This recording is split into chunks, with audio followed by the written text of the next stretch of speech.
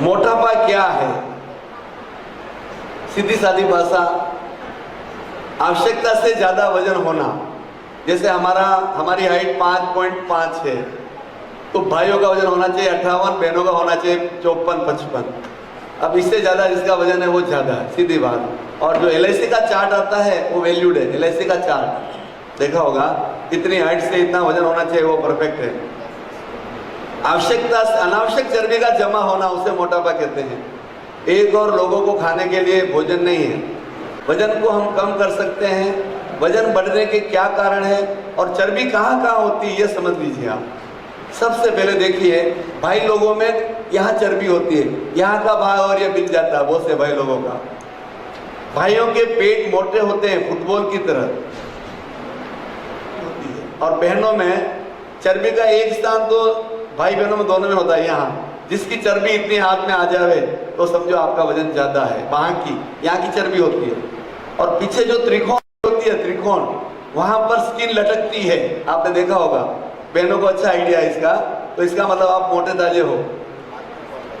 और बहनें के कमर में की तरह यहाँ चर्बी ज्यादा जमा होती है, और पिंडली में। और भाई लोगों के पेट, गला, वहाँ यहाँ चर्बी ज्यादा जमा होती है। अब इन चर्बी को अलग अलग ढंग से घटाया जा सकता है, और चर्बी बढ़ने के कई कारण हैं। वैसे वैज्ञानिक लोगों का यह मानना है कि 20 साल के बाद मतलब हाइट नहीं बढ़ती है, विकास रुक जाता है। वजन तो बढ़ता है, मनुष्य खाते हैं, लेकिन कुछ विशेषज्ञ कहते हैं 25 साल तक हाइट बढ़ती है। लेकिन अधिकतर केस में 18-20 साल के बाद हाइट नहीं बढ़ती। बताई थी, पैरों को पकड़ के आप पकड़ लीजिए, उसमें आपको आइडिया लग जाएगा कि आप मोटे ताजे हैं कि नहीं। दूसरा, कांच के सामने खड़े रहिए कम से कम कपड़ों में, आपको मालूम पड़ेगा आप मोटे ताजे हो। तीसरा, भाई लोगों के पैंट के बटन टाइट होने लग जाए तो आप मोटे हो रहे हो, सीधी बात है, सिंपल गणित भाई लोगों की। और अगर चलने में आपकी जंघा टकरा रही है तो समझो आप मोटे हैं। चलने में आपको हाँफना आ रहा है वजन के हिसाब से, तो आप समझिए हाँ शरीर ज्यादा बढ़ गया है, बॉडी इसको एक्सेप्ट नहीं कर रही। तो ऐसे आप आइडिया ले सकते हैं। और नहीं तो अगर 2.5 इंच चर्बी हाथ में आती है तो आप मोटे हैं। ऐसे पकड़ेंगे ना, अगर आपकी चर्बी लटक रही तो इतनी जगह में आ गई तो आप मोटे हैं। पेट को भी देख सकते हो किसी को।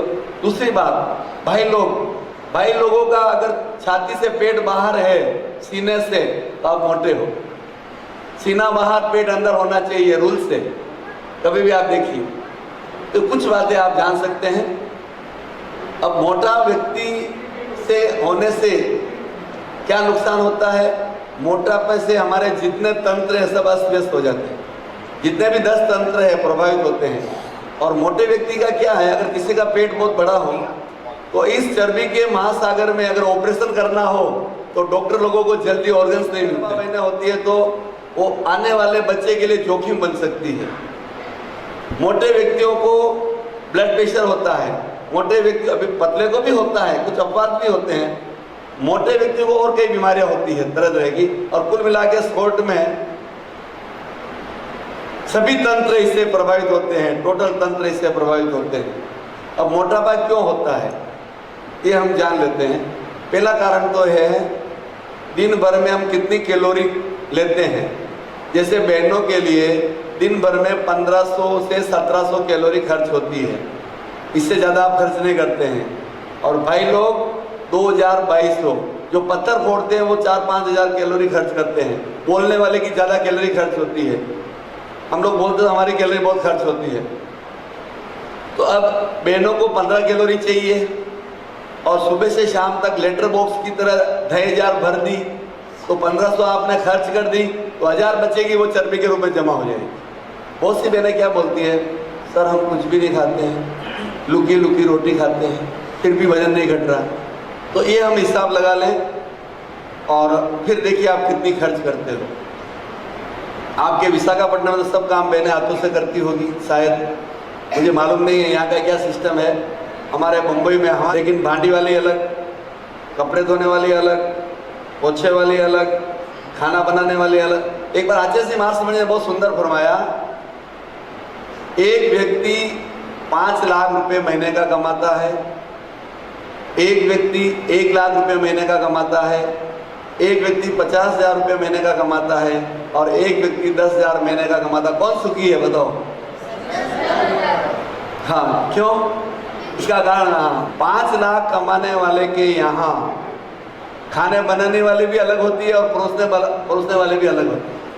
जो 5 लाख कमाते हैं, अच्छे से ने महासमझ ने फरमाया, व्याख्यान में ही है कि 5 लाख कमाने वाले को खाना परोसने वाला भी अलग और बनाने वाला भी अलग।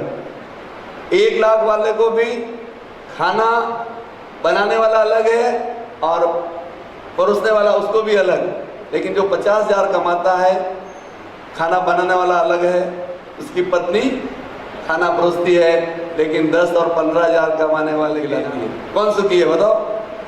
10-15,000 कमाने वाले सुखी हुआ ना, गुरुदेव ने फरमाया ये। तो ये तो हमें प्रयास करना चाहिए, अन्यथा न ले। इतना टाइम तो हमें मिल जाता, खाना तो बना के परोस सकते हैं।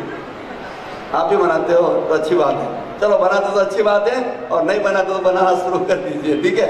तो इसकी चयापचय क्रिया जब बिगड़ जाती है, थायराइड ग्लैंड यहाँ है, तो उससे भी वजन बढ़ता है। डायबिटीज वालों का भी वजन बढ़ता है, कैंसर वालों का भी वजन बढ़ता है। ध्यान रखिए आप, ये समझने वाली बात है। कैंसर वालों का फटाफट वजन बढ़ता भी है, घटता भी है।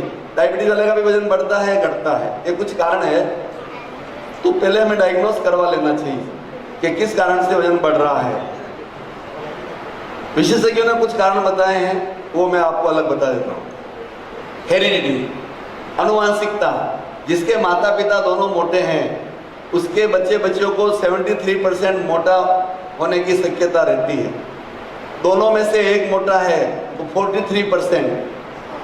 जो बहनें अपने बच्चे को बचपन में, मतलब स्टार्ट में दूध नहीं पिलाती है, वो बच्चे भी मोटे होते हैं। ये भी समझने वाली बात है। यदि कोई माँ अपने बच्चे को 2 साल तक दूध नहीं पिलाती है तो बच्चे की जिंदगी से खिलवाड़ करती है। लेकिन आजकल फैशन की दुनिया में सब बदलाव आ रहा है, फिर भी आप देखो डॉक्टरों के यहाँ जाके लगे हुए हैं, बेड, बैनर, पोस्टर लगे हुए हैं, माँ अपना दूध बच्चे को पिलाए, इसे लगे हुए हैं। और इसकी वर्कशॉप भी रहती है। इससे कई फायदे, ऐसे बच्चों का वजन ज़्यादा रहता है। दूसरा, और जो टेंशन में रहते हैं उनका वजन बढ़ता है, क्योंकि टेंशन में खाते रहते हैं, उनको मालूम नहीं पड़ता। हाँ सही है, जैसे कि लोग कहते हैं, ऐसा होता है। और जो माँ बाप अपने बच्चे को 1 साल तक कुछ नहीं खिलाते हैं, केवल पानी पिलाते हैं, उनका वजन नहीं बढ़ता। माँ का दूध और पानी, बस पानी भी नहीं पिलाते हैं। लेकिन बहुत से माँ बाप, अब दूसरी बात, ये तो हो गया थोड़ी जानकारी आपको मैंने संक्षिप्त दे दी, क्या कारण है, क्या नुकसान होता है, ये आपको सबको बता दिया। अब वजन कैसे घटाएं? मेन बात, सबसे पहले खाने पीने पे कंट्रोल होना चाहिए।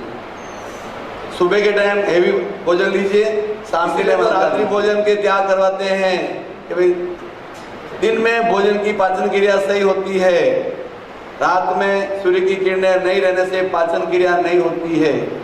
तो खाने पीने में कंट्रोल जो नहीं रख सकते हैं, वो एक काम कर सकते हैं, पहले खाने के पहले सलाद लीजिए, टमाटर सलाद, फ्रूट्स ले लीजिए। ककड़ी, पेट भरने के लिए ककड़ी खा लीजिए, उसमें ज़्यादा कैलोरी नहीं होती है। और खाने को चबा चबा के खाइए तो आप कम खाएंगे। आप ये ट्राई करो। ज़्यादा कौन खाता है? जल्दी खाने वाला ज़्यादा खाता। आप ट्राई करना, आप कभी भी जो फटाफट खाता ना, जैसे 10 गुलाब जामुन एक थाली में है, 2 आदमी साथ में बैठ गए, एक तो 8 चटका गया और एक 2 ही खाया है। जल्दी खाने वाला फटाफट खा लेता है, लेकिन उसमें पेट भरता नहीं। लेकिन जो चबा के खाता है उसमें शर्करा का निर्माण होता है, लार ग्रंथियां अपना स्राव छोड़ती है, तो उससे हमें तृप्ति होती है। फिर ज़्यादा खाने की इच्छा ऑटोमेटिक ही नहीं होती। आप ट्राई करना इसको।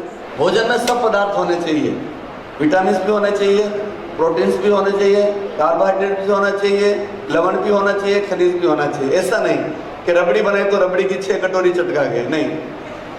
बस टेस्ट करो उसका, आधी कटोरी ले लीजिए। तो इसमें थोड़ा बदलाव करिए आप, ठीक है। और एक प्रयोग बताता हूँ, 7 दिन में 7 चीज़ छोड़ दीजिए। सोमवार के दिन नो ग्रीनरी, सोमवार के दिन कोई हरी आइटम ना खाएं आप, सब्जी वब्जी फ्रूट सब छोड़ दीजिए। मंगलवार के दिन नो स्वीट्स, मिठाई ना खाएं। बुधवार के दिन नो मिल्क, दूध नहीं। गुरुवार के दिन घी नहीं, घी। शुक्रवार के दिन खट्टी चीज नहीं, शनिवार के दिन तेल नहीं, शनिवार के दिन तेल नहीं, और रविवार के दिन नमक नहीं। अब देखिए आप, रविवार के दिन जो एकादशी करता है वो नमक नहीं खाता है, शनिवार शनि महाराज का दिन, ऐसे आप जोड़िए, आप सामाजिक व्यवहार से भी जोड़िए। और शुक्रवार के दिन मैंने वो संतोषी माँ का व्रत करती तो खट्टी चीज नहीं खाती है। आपको इसका लॉजिक मालूम है क्या, क्यों नहीं? चलो इसमें अभी नहीं जाते हैं। ये आप 7 चीजें छोड़िए, 2-2.5 किलो वजन महीने का घटता है, 2 से 2.5 किलो बिल्कुल नहीं यूज करना है।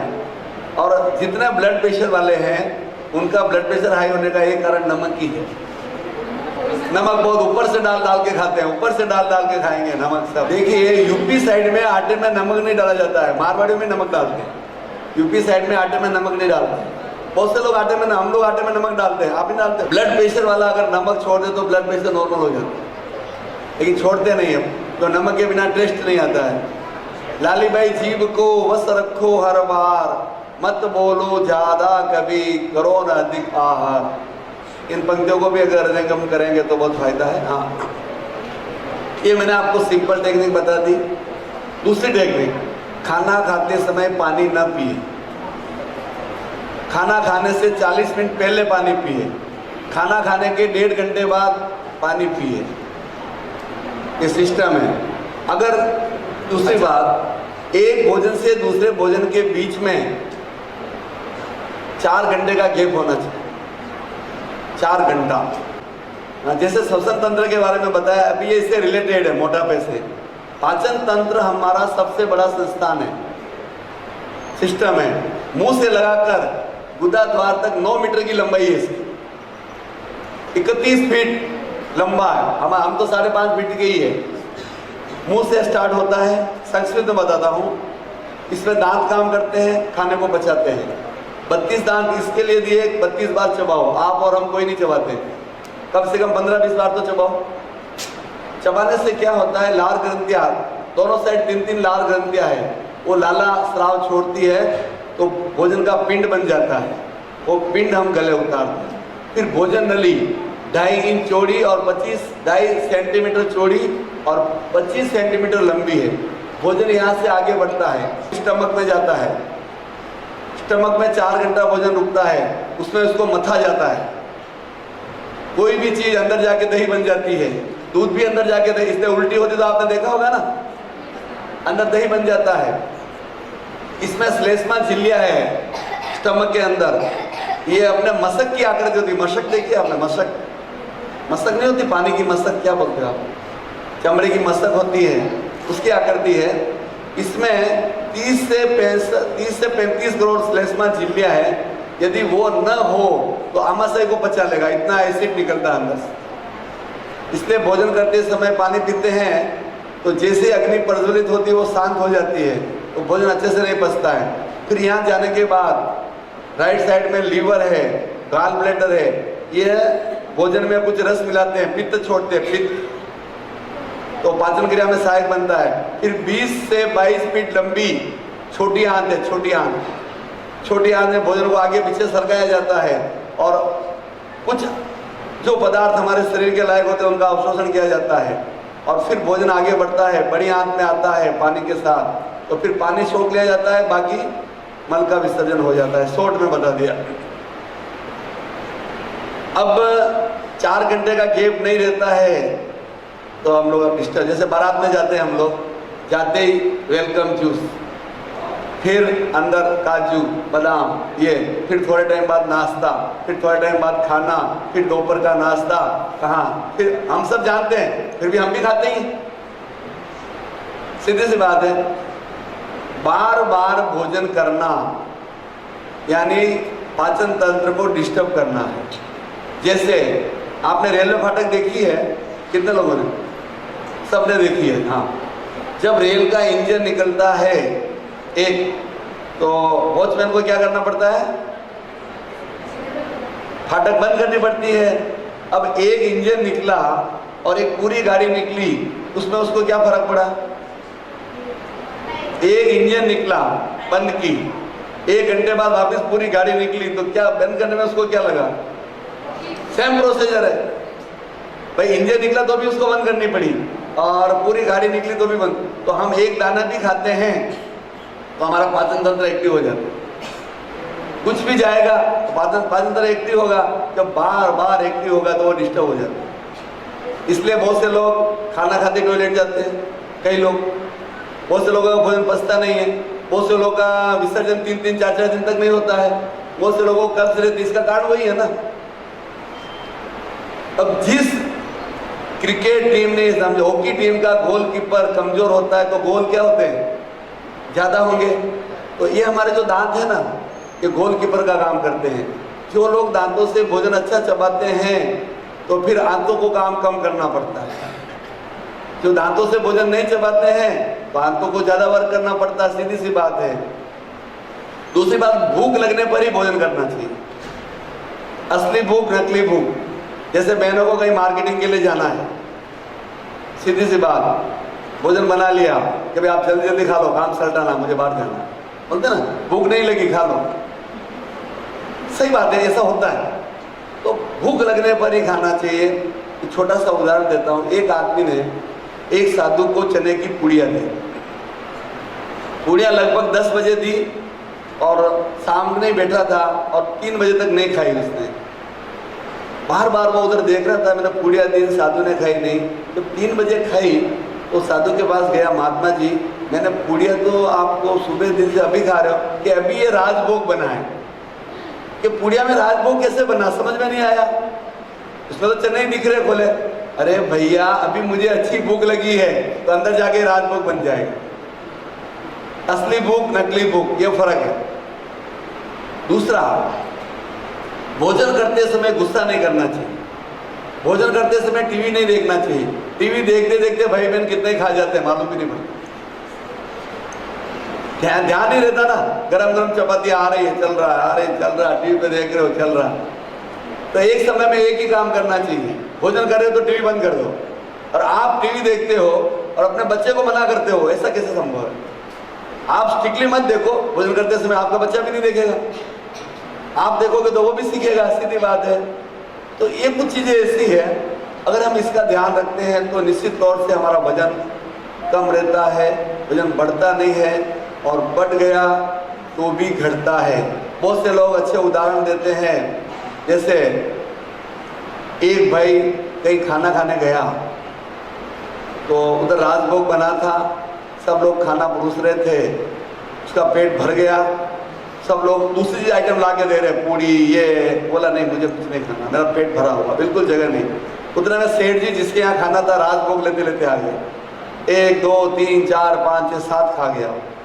तो बाजू वाला ने पूछा, भैया तुम तो बोल रहे हो पेट में तिल मात्र भी जगह नहीं है, 7 राजभोग अंदर कैसे गए?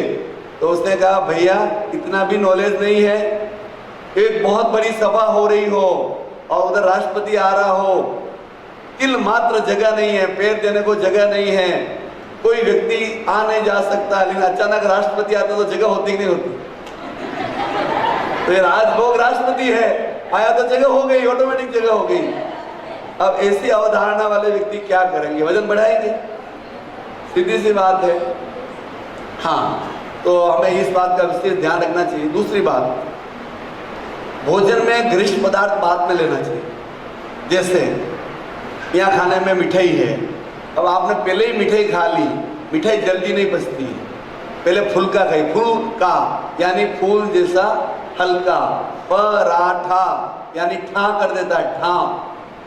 फुल्का है डम्बर रोड और फुल्का डम्बर रोड और पराठा है सीमेंटेड रोड, सीधा हिसाब लगा लीजिए।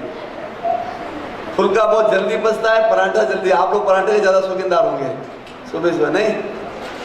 हाँ, तो अच्छी बात है। यहाँ पराठे नहीं खाते तो अच्छी बात है, लेकिन पराठे ठा करते हैं। गोल गोल पूड़ी रस के साथ जो खाई जाती है वो भी जल्दी नहीं पचती है। तो बॉइल करके जो भी चीज़ है वो जल्दी नहीं पचती है, तो पहले हल्के फुल्के भोजन लेना चाहिए, उसके बाद हमें ये पदार्थ देना चाहिए। दूसरी बात, आइसक्रीम खाने के बाद कभी नहीं खाना चाहिए।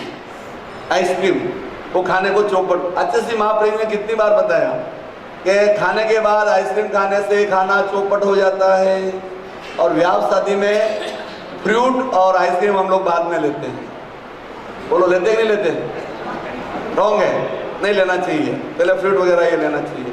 कि आइसक्रीम खा के आधा घंटे बाद भोजन लो तो ठीक रहता है, लेकिन हम लोग ऐसा नहीं करते हैं। तो कुछ बातें मैंने आपको जानकारी लायक बता दी है। जैसे एक बहन ने मुझे बताया कि रात को जनता की अदालत में प्रश्न था कि डायबिटीज 15 साल से कंट्रोल नहीं हो रही। किसने पूछा था? आप। हाँ, मैंने उनको सुझाव दिया था जौ की रोटी खाओ, जौ एनर्जेटिक होती, जौ की रोटी बहुत एनर्जेटिक है। पहले के आदमी जौ और गेहूं मिक्स करके खाते थे, उनको डायबिटीज ही नहीं होती थी और ताकत होती थी उसमें। आप जौ की रोटी खाएंगे आपकी डायबिटीज ठीक होगी, ट्राई करना आप। हाँ, तो ऐसे ऐसे खाना है, भोजन है, लेकिन वो हमारे गले में चुभती है। जौ की रोटी चुभती है ना? हाँ, लोग बोलते हैं जौ की रोटी चुभती नहीं, गरम गरम खाइए, वो आराम से खा सकते हो आप। हाँ, तो ये कुछ बातें मैंने भोजन की जानकारी दे दी। सब्सक्राइब करें एडवांस योग by Parasmal Duggar YouTube channel को, जिससे आप बीमारियों से रिलेटेड अनेक वीडियो घर बैठे आपको प्राप्त हो सके और जिसको करके आप अपने स्वास्थ्य में 4 चांद लगा सके। इन वीडियो को अधिक से अधिक आगे से आगे शेयर करें।